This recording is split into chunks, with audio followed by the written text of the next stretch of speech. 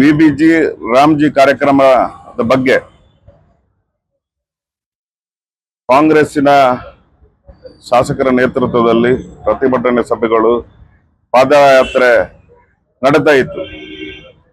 VBG Ramji ಕಾಯ್ದೆ ಬಗ್ಗೆ ಅಪಪ್ರಚಾರ ಮಾಡಿ ಪಾದಯಾತ್ರೆಯಲ್ಲಿ ಅಪಪ್ರಚಾರ ಮಾಡಿದಂತಹ ಸಂದರ್ಭವನ್ನ ಉಲ್ಲೇಖಿಸಿ ನಾವು ಭಾರತೀಯ ಜನತಾ ಪಕ್ಷದ ವತಿಯಿಂದ ಉಪ್ಪಿನಂಗಡಿಯಲ್ಲಿ ಆ ಕಾರ್ಯಕ್ರಮದ ಬಗ್ಗೆ ಜನರಿಗೆ ಮನದಟ್ಟು ಮಾಡುವ ನಿಟ್ಟಿನಲ್ಲಿ ನಾವು ಪ್ರತಿಭಟನಾ ಸಭೆಯನ್ನ ಹಮ್ಮಿಕೊಂಡಿದ್ವಿ.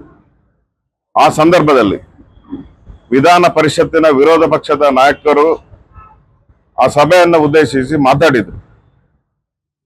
ಅವರು ಹೇಳಿರುವಂತದ್ದು, ನೀವು ಪಾದಯಾತ್ರೆಯಲ್ಲಿ ಸತ್ಯವನ್ನ ಹೇಳದೆ ಸುಳ್ಳನ್ನ ಹೇಳ್ತಾ ನೀವು ಅಪಪ್ರಚಾರ ಮಾಡಿದ್ದೀರಿ.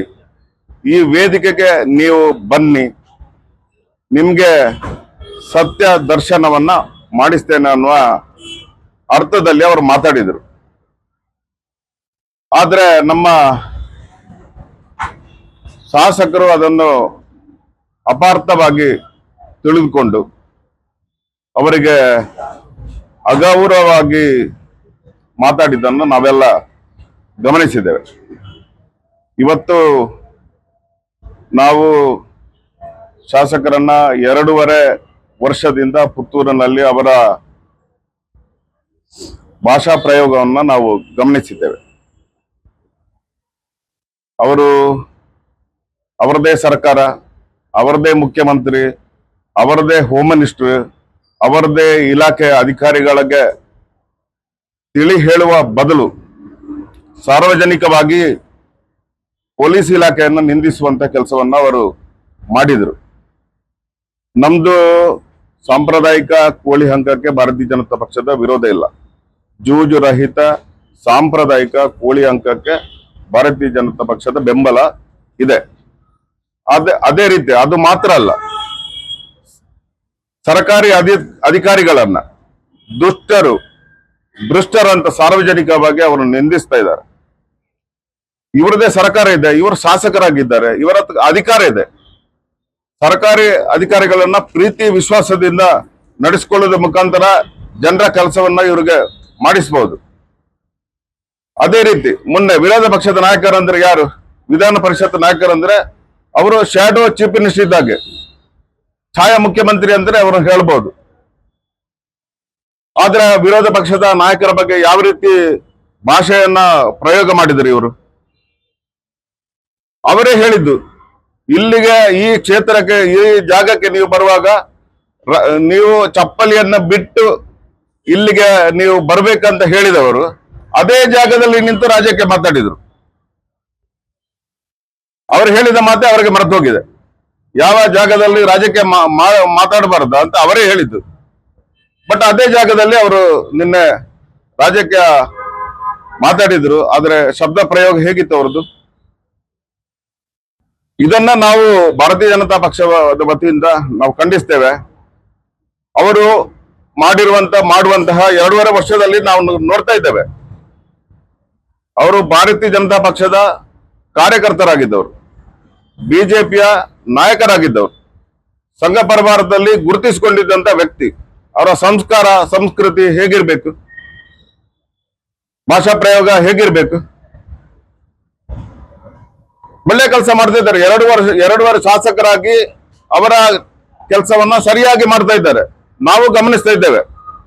ಆದ್ರೆ ಅವರ ಎಲ್ಲ ಕೆಲಸಗಳು ಗೋಡೆಯ ಬಣ್ಣವನ್ನ ಮಸಿ ಯಾವ ರೀತಿ ನುಂಗಿದೆಯೋ ಅದೇ ರೀತಿ ಆಗ್ತಾ ಉಂಟು. ಅವ್ರು ಮಾಡಿರುವಂತಹ ಒಳ್ಳೆ ಕೆಲಸಗಳು ಈ ರೀತಿಯ ಕೆಟ್ಟ ಪದಗಳ ಪ್ರಯೋಗದಿಂದಾಗಿ ಗೋಡೆಯ ಬಣ್ಣ ಮಸಿ ನುಂಗಿದಾಗೆ ಆಗ್ತಾ ಇದೆ. ನಿಮ್ಮ ವರ್ತನೆಯನ್ನ ನೀವು ಬದಲಿಸಿಕೊಳ್ಬೇಕು.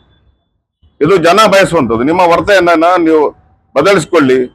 ಮುಂದಿನ ದಿನಗಳಲ್ಲಿ ನೀವು ಕೆಲಸ ಮಾಡಿ. ಅವರೇ ಹೇಳಿದ್ರು ನಿನ್ನೆ 28ಕ್ಕೆ ಭಾರತೀಯ ಜನತಾ ಪಕ್ಷದ ಶಾಸಕರಾಗಬೇಕು, ಕಾಂಗ್ರೆಸ್ಸಿನ ಶಾಸಕರಾಗಬೇಕು ಅಂತ ನಿರ್ಧಾರ ಮಾಡೋದು ಜನ ನಿರ್ಧಾರ ಮಾಡ್ತಾರೆ.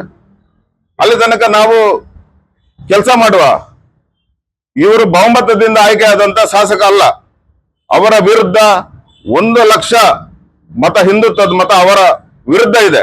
ಅದನ್ನ ಅವರು ಗಮನಿಸಿಕೊಂಡು ಗಮನದಲ್ಲಿಟ್ಕೊಂಡು ಕೆಲಸ ಮಾಡಬೇಕು ಅನ್ನೋದು ನಮ್ಮ ಆಗ್ರಹ. ಹಿರಿಯರಾದ ಛಲವಾದಿ ನಾರಾಯಣ ಸ್ವಾಮಿ ಅವರಿಗೆ ನೀವು ನಿಮ್ಮ ಕೆಟ್ಟ ಭಾಷಾ ಪ್ರಯೋಗದಿಂದಾಗಿ ಅವಮಾನ ಮಾಡಿದ್ದೀರಿ. ಪುತ್ತೂರಿನ ಶಾಸಕರಿಗೆ ಒಂದು ಇತಿಹಾಸ ಇದೆ, ರಾಜ್ಯದಲ್ಲಿ ಗೌರವ ಇದೆ. ಕುವೆಂಪು ಅವರು ಹೇಳಿದ್ದಾರೆ, ಇದು ಶಾಂತಿಯ ತೋಟ ಅಂತ ಕುವೆಂಪು ಅವರು ಹೇಳಿದ್ದಾರೆ. ಅವರದೇ ಮುಖ್ಯಮಂತ್ರಿ ಸಿದ್ದರಾಮಯ್ಯ ಅವರು ಹೇಳ್ತಾರೆ, ಅದನ್ನು ಪದೇ ಪದೇ ಕರ್ನಾಟಕ ಶಾಂತಿಯ ತೋಟ ಅಂತ ನೆನಪಿಸ್ತಾ ಇದ್ದಾರೆ. ಆದರೆ ಶಾಸಕರು ಪುತ್ತೂರಿನಲ್ಲಿ ಅಶಾಂತಿಯ ವಾತಾವರಣವನ್ನ ನಿರ್ಮಾಣ ಮಾಡ್ತಾ ಇದ್ದಾರೆ. ನಮ್ಮ ಪುತ್ತೂರಿಗೆ ಬಂದಂತಹ ವಿರೋಧ ಪಕ್ಷದ ನಾಯಕರನ್ನ ನಿಂದಿಸುವಂತ ಕೆಲಸವನ್ನು ಮಾಡಿದ್ದಾರೆ. ಅವರು ಈ ಎಲ್ಲ ಅಭಿವೃದ್ಧಿಯ ವಿಚಾರವನ್ನ ಮಾತ್ರ ಗಮನದಲ್ಲಿಟ್ಟುಕೊಂಡು ಕೆಲಸ ಮಾಡಬೇಕು. ಈ ರೀತಿಯ ವರ್ತನೆಯಿಂದ ಅವರ ವರ್ಚಸ್ಸಿಗೂ ಹಾಳು, ನಮ್ಮ ಪುತ್ತೂರಿನ ಹೆಸರಿಗೂ ಕಳಂಕ ಬರ್ತದೆ. ಪುತ್ತೂರಲ್ಲಿ ಅತಿ ಹೆಚ್ಚು ಅನುದಾನ ತಂದಂತ ಶಾಸಕ ಇದ್ರೆ ಅದು ಸಂಜಯ ಮಠಂದೂರು. ಬಿಜೆಪಿ ಶಾಸಕರಾದ ಶಕುಂತಲಾ ಶೆಟ್ಟಿ ದೂರದೃಷ್ಟಿ ಮತ್ತು ಜನಪರವಾಗಿ ಕೆಲಸ ಮಾಡಿದಂತಹ ಶಾಸಕ ಇದ್ರೆ ಅದು ಬಿಜೆಪಿಯ ಶಕುಂತಲಾ ಶೆಟ್ಟಿ. ಈ ಕ್ಷೇತ್ರವನ್ನ ರಾಮಭಟ್ರಾದಂತಹ ಹಿರಿಯರು ಪ್ರತಿನಿಧಿಸಿದ್ದಾರೆ. ಈ ರಾಜ್ಯದ ಮುಖ್ಯಮಂತ್ರಿ ಆದಂತಹ ಸದಾನಂದ ಗೌಡರು ಪ್ರತಿನಿಧಿಸಿದಂತಹ ಕ್ಷೇತ್ರ ಇದು. ರಾಜ್ಯದಲ್ಲಿ ಪುತ್ತೂರಿಗೆ ವಿಶೇಷ ಸ್ಥಾನಮಾನ ಇದೆ. ಆ ಗೌರವಕ್ಕೆ ಸರಿಯಾಗಿ ಕೆಲಸ ಮಾಡಬೇಕು. ಆ ಗೌರವಕ್ಕೆ ಸರಿಯಾಗಿ ಅವರ ಭಾಷಾ ಪ್ರಯೋಗ ಇರಬೇಕು ಅನ್ನೋದು ನಮ್ಮೆಲ್ಲರ ಆಗ್ರಹ. ಏನು ಈಗ ಅವರು ಏನು ಭಾಷಾ ಪ್ರಯೋಗ ಮಾಡಿದ್ದಾರೆ, ಆ ಮಾತನ್ನ ನಾನು ನಿಮ್ಮ ಮುಂದೆ ಸಾರ್ವಜನಿಕವಾಗಿ ಹೇಳಲಿಕ್ಕೆ ನಾನು ಇಚ್ಛೆ ಪಡೋದಿಲ್ಲ. ಅವ್ರು ಏನು ಹೇಳಿದ್ದಾರೆ ಅನ್ನೋದು ಜನರಿಗೂ ಗೊತ್ತಿದೆ, ನಿಮಗೂ ಗೊತ್ತಿದೆ, ಎಲ್ರಿಗೂ ಗೊತ್ತಿದೆ. ಆದ ಕಾರಣ ಆ ಮಾಡಿರುವಂತ ತಪ್ಪನ್ನ ಸರಿಪಡಿಸುವ ಕೆಲಸವನ್ನ ಶಾಸಕರೇ ಮಾಡಬೇಕು ಅಂತ ನಾನು ನಿಮ್ಮೆಲ್ಲರ ಪರವಾಗಿ, ಎಲ್ಲ ನಮ್ಮ ಭಾರತೀಯ ಜನತಾ ಪಕ್ಷದ ಕಾರ್ಯಕರ್ತರ ಪರವಾಗಿ ಆಗ್ರಹಿಸ್ತೇನೆ. ನಾವು ಆ ಬಗ್ಗೆ ದೂರು ಕೊಡ್ತಾ ಇದ್ದೇವೆ. ನಮ್ಮ SC ಮೋರ್ಚಾದ ಗ್ರಾಮಾಂತರ ಮಂಡಲದ ಅಧ್ಯಕ್ಷರು ಮತ್ತೆ ನಗರ ಮಂಡಲದ SC ಮೋರ್ಚಾದ ಅಧ್ಯಕ್ಷರು, ನಮ್ಮ ಮಾಜಿ ನಗರ ಪಂಚಾಯತಿನ ಅಧ್ಯಕ್ಷರ ನೇತೃತ್ವದಲ್ಲಿ ಮತ್ತೆ ಎಲ್ಲ ನಮ್ಮ ಬಿಜೆಪಿ ಎಲ್ಲ ಕಾರ್ಯಕರ್ತರ ಪರವಾಗಿ ನಾವು ಶಾಸಕರ ವಿರುದ್ಧ ದೂರನ್ನ ನೀಡ್ತಾ ಇದ್ದೇವೆ. ನಮಗೆ ಇಲಾಖೆಯಿಂದ ನ್ಯಾಯ ಸಿಗ್ತದೆ ಅನ್ನೋ ಭರವಸೆ ನಮ್ಗಿದೆ. ಮುಂದಿನ ದಿನಗಳಲ್ಲಿ ನಮಗೆ ನ್ಯಾಯ ಸಿಗದೆ ಹೋದ್ರೆ ಕಾನೂನಿನ ಹೋರಾಟ ಮತ್ತು ಜನರ ಎಲ್ಲ ಕಾರ್ಯಕರ್ತರನ್ನ ಸೇರಿಸಿಕೊಂಡು ನಾವು ಹೋರಾಟವನ್ನು ನಾವು ಮುಂದಿನ ದಿನಗಳಲ್ಲಿ ಕೈಗೊಳ್ತೇವೆ ಅನ್ನುವ ಮಾತನ್ನು ನಾನು ಉಲ್ಲೇಖಿಸ್ತಾ ಇದ್ದೇನೆ. ಕಾಂಗ್ರೆಸ್ ಸರ್ಕಾರದ ಹಿಂದೂ ವಿರೋಧಿ ನೀತಿ, ಅದರೊಟ್ಟಿಗೆ ಜನ ವಿರೋಧಿ ನೀತಿಯ ಒಟ್ಟು ಪ್ರಕ್ರಿಯೆಗಳನ್ನ ಜನ ನೋಡಿ ಬಹಳಷ್ಟು ಬೇಸರ ಹೋಗಿದ್ದಾರೆ ಅನ್ನೋದು ಇಡೀ ಜನರು ಮಾತಾಡಿಕೊಳ್ಳುವಂಥ ವಿಷಯ. ಇವತ್ತು ನಮ್ಮ ಸನ್ಮಾನ್ಯ ಹೆಮ್ಮೆಯ ಪ್ರಧಾನಿಗಳಾದಂಥ ನರೇಂದ್ರ ಮೋದಿಜಿಯವರು ಪಂಚಾಯತ್ ರಾಜ್ ಇಲಾಖೆಗೆ ಒಂದಷ್ಟು ಪುಷ್ಟಿಯನ್ನು ಕೊಡಬೇಕು. ಆ ಮುಖಾಂತರ ಪ್ರಾರಂಭದ ಯಾವುದಾದ್ರೂ ವ್ಯವಸ್ಥೆ ಜನರಿಗೆ ಸುಲಭದಲ್ಲಿ ಲಭಿಸುವಂಥದ್ದಿದೆ, ಅದು ಪಂಚಾಯತ್ ಮಟ್ಟದಲ್ಲಿ ಅನ್ನೋದನ್ನು ಅರಿತುಕೊಂಡು ಒಂದಷ್ಟು ಅದಕ್ಕೆ ಒಳ್ಳೆಯದನ್ನು ಬಯಸಬೇಕು ಅನ್ನೋ ಉದ್ದೇಶಕ್ಕೋಸ್ಕರ VBG ರಾಮ್ಜಿ ಅನ್ನೋ ಒಂದು ತನ್ನ ಬದಲಾವಣೆಯನ್ನು ಮಾಡಿ ಈ ಒಂದು ಯೋಜನೆಯನ್ನು ರಾಜ್ಯದಲ್ಲಿ ಅನುಷ್ಠಾನ ಮಾಡಬೇಕಂತ ಹೇಳಿ ಒಂದು ಕೇಂದ್ರದಿಂದ ಸೂಚನೆ ಬಂದಿರುವಂಥದ್ದನ್ನು ಇವತ್ತಿನ ಈ ರಾಜ್ಯ ಸರ್ಕಾರ ಜನರ ಬಳಿಗೆ ಒಂದು ತಪ್ಪು ಮಾಹಿತಿಯನ್ನು ಕೊಡುವಂತ ಒಂದು ಕೆಟ್ಟ ಪ್ರವೃತ್ತಿಯನ್ನು ಮಾಡುವಂಥದ್ದನ್ನ ಇವತ್ತು ನಾವೆಲ್ಲರೂ ಅವರ ಬೀದಿ ನಾಟಕವನ್ನ ಗಮನಿಸ್ತಾ ಇದ್ದೇವೆ. ಹಾಗಾಗಿ ಈ ರಾಜ್ಯದಲ್ಲಿ ಪ್ರತಿಪಕ್ಷದಲ್ಲಿರುವಂತಹ ಭಾರತೀಯ ಜನತಾ ಪಾರ್ಟಿ ಜನರಿಗೆ ಸತ್ಯ ಸಂಗತಿಯನ್ನ ತಿಳಿಸಬೇಕು, ಸರಿಯಾದ ಒಂದು ಯೋಜನೆಯನ್ನ ಗ್ರಾಮ ಮಟ್ಟದಲ್ಲಿ ಅನುಷ್ಠಾನ ಮಾಡಬೇಕು ಅನ್ನೋ ಉದ್ದೇಶಕ್ಕೋಸ್ಕರ ನಿನ್ನೆಲ್ಲ ಮೊನ್ನೆ ನಮ್ಮ ರಾಜ್ಯದ ವಿಧಾನ ಪರಿಷತ್ನ ಪ್ರತಿಪಕ್ಷದ ನಾಯಕರಾದಂಥ ಛಲವಾದಿ ನಾರಾಯಣ ಸ್ವಾಮಿ ಅವರು ಧರ್ಮಸ್ಥಳಕ್ಕೆ ಬೇಡಿಕೊಟ್ಟಂತ ಸಂದರ್ಭದಲ್ಲಿ ಅವರನ್ನ ನಾವು ಮಾತಾಡಿಕೊಂಡಾಗ ಇಲ್ಲೊಂದು ಈ ರೀತಿಯ ಪ್ರತಿಭಟನೆಗಳಿದೆ, ನೀವು ಭಾಗವಹಿಸುವ ಅಂತ ಕೇಳುವಾಗ ತಕ್ಷಣ ಒಂದ್ ದಿವಸ ಒಳಗೆ ನಾವೆಲ್ಲರೂ ಅವ್ರು ಬರ್ತಾರಂತ ಉದ್ದೇಶಕ್ಕೋಸ್ಕರ ಉಪ್ಪಿನಂಗಡಿಯಲ್ಲಿ ಒಂದು ಜನತೆಗೆ ಅದರ ಸತ್ಯ ಸಂಗತಿಯನ್ನು ಅರಿವು ಮೂಡಿಸಬೇಕು ಅನ್ನೋ ಒಂದು ಕಾರ್ಯಕ್ರಮವನ್ನ ಆಯೋಜನೆ ಮಾಡಿದ್ದೇವೆ. ನಾವು ಒಂದು ಒಳ್ಳೆಯ ಕಾರ್ಯಕ್ರಮವನ್ನ ಜನರಿಗೆ ತಿಳಿಸುವಂತ ಕಾರ್ಯಕ್ರಮದಲ್ಲಿ ಈ ರಾಜ್ಯದಲ್ಲಿ ಯಾವ ರೀತಿ ಮುಖ್ಯಮಂತ್ರಿಗಳಿಗೆ ಒಂದಷ್ಟು ಗೌರವ ಇದೆ, ಅದೇ ರೀತಿ ಭಾರತೀಯ ಜನತಾ ಪಾರ್ಟಿಯಲ್ಲಿ ಅತ್ಯಂತ ಒಂದು ದಲಿತ ಸಮುದಾಯದಿಂದ ಬಂದಿರುವಂತ ಒಬ್ಬ ವ್ಯಕ್ತಿ ಈ ರಾಜ್ಯದ ಪ್ರತಿಪಕ್ಷದ ನಾಯಕರಾಗಿ ಭಾರತೀಯ ಜನತಾ ಪಾರ್ಟಿಯಲ್ಲಿ ಯಾವ ಆಡಳಿತ ಮಾಡುವಂತ ಪಕ್ಷಕ್ಕೆ ಒಂದಷ್ಟು ಮಾರ್ಗದರ್ಶನವನ್ನ ಎಚ್ಚರಿಕೆಯನ್ನು ಕೊಡುವಂತ ಕೆಲಸದಲ್ಲಿ ನಿನ್ನೆ ಅವರು ಮಾತಾಡಿರುವಂತದ್ದು ನಾವೆಲ್ಲರೂ ಗಮನಿಸಿದ್ದೇವೆ. ನಿಮ್ಮ ಈ ಸುಳ್ಳು ಮೋಸದ ಹೇಳಿಕೆಯನ್ನ ನೀವು ತಾಕತ್ತಿದ್ರೆ ನಮ್ಮೊಟ್ಟಿಗೆ ಬನ್ನಿ, ವೇದಿಕೆಯನ್ನು ಹಂಚಿಕೊಳ್ಳಿ. ನಿಮ್ಮೆಲ್ಲ ಸುಳ್ಳಿನ ಬಟ್ಟೆಯನ್ನ ಬಿಚ್ಚಿ ನಾನು ಸತ್ಯ ಸಂಗತಿಯನ್ನು ಜನರಿಗೆ ತಿಳಿಸುವಂತ ಕೆಲಸವನ್ನು ಮಾಡ್ತೇನೆ ಅನ್ನೋ ಒಂದು ವಿಚಾರವನ್ನ ಅಲ್ಲಿ ಉಲ್ಲೇಖ ಮಾಡಿರುವಂತದನ್ನ ನೀವೆಲ್ಲರೂ ಕಂಡಿದ್ರಿ, ಜನ ಎಲ್ಲ ನೋಡಿದ್ದಾರೆ. ಮರು ದಿವಸ ಈ ಭಾಗದ ಕಾಂಗ್ರೆಸ್ನ ಶಾಸಕರ ಮಾತಿನ ಒಂದು ರೀತಿಯನ್ನ ಗಮನಿಸುವಾಗ ಅನೇಕ ಘಟನೆಗಳು ಕಳೆದ 2.5 ವರ್ಷದಿಂದ ನಾವು ಕಂಡಿದ್ದೇವೆ. ಯಾವ ರೀತಿಯ ಮಾತಿನ ಶೈಲಿ, ಅದರೊಟ್ಟಿಗೆ ಬೇರೆ ಬೇರೆ ವಿಚಾರಗಳನ್ನ ಮಾತಾಡುವಂಥದ್ದು. ನಮ್ಮೊಟ್ಟಿಗೆ ಇಲ್ಲಿಯ ಸಂಬಂಧವನ್ನ ನೀವು ಹಾಳು ಮಾಡ್ಲಿಕ್ಕೆ ಇಲ್ಲಿ ಬರಬೇಡಿ. ಇವರೊಟ್ಟಿಗೆ ಯಾರಂತವರು ಸಂಬಂಧ ಬಿಜೆಪಿ ಇಟ್ಕೊಂಡಿದ್ರೆ ಇವರು ಹೇಳಿ ಇವರು ನಾವು ಬಿಜೆಪಿ ಅಂದ್ರೆ ಬಿಜೆಪಿ, ಅದರಲ್ಲಿ ಯಾವುದು ಸಂಬಂಧಗಳು ರಾಜ್ಯದಲ್ಲಿ ಯಾವ ರೀತಿ ಇರ್ಬೇಕು ಅದನ್ನೇ ನಾವು ಬಯಸ್ಕೊಂಡು ಕೆಲಸ ಮಾಡುವವರು.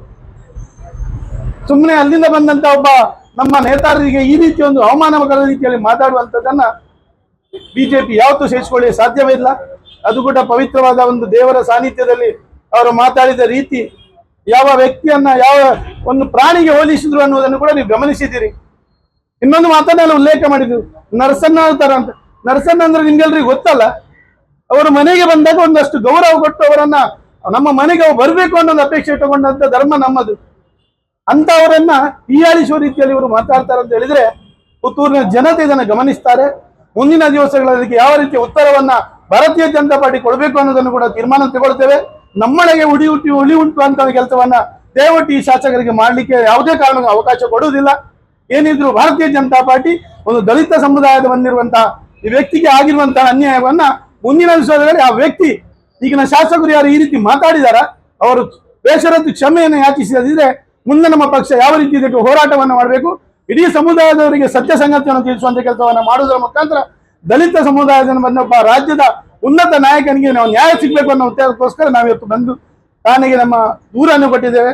ತಕ್ಷಣ SP ಅವರ ಇದನ್ನ ಗಮನವನ್ನು ತಗೊಂಡು ಇದರ ಬಗ್ಗೆ ಕೇಸು ದಾಖಲಿಸಿ ಮಾಡಿ ನಮ್ಮ ನ್ಯಾಯಪರವಾದ ಹೋರಾಟಕ್ಕೆ ನ್ಯಾಯವನ್ನು ಒದಗಿಸಿಕೊಡ್ಬೇಕಂತ ಈ ಮೂಲಕ ವಿನಂತಿ. ಈಗ ನಿನ್ನೆ ದಿವಸ ನಮ್ಮ ಪುತ್ತೂರಿನ ಶಾಸಕರಲ್ಲಿ ನಾನು ಬಹಳಷ್ಟು ಗೌರವವನ್ನು ಇಟ್ಟುಕೊಂಡಿದ್ದೆ.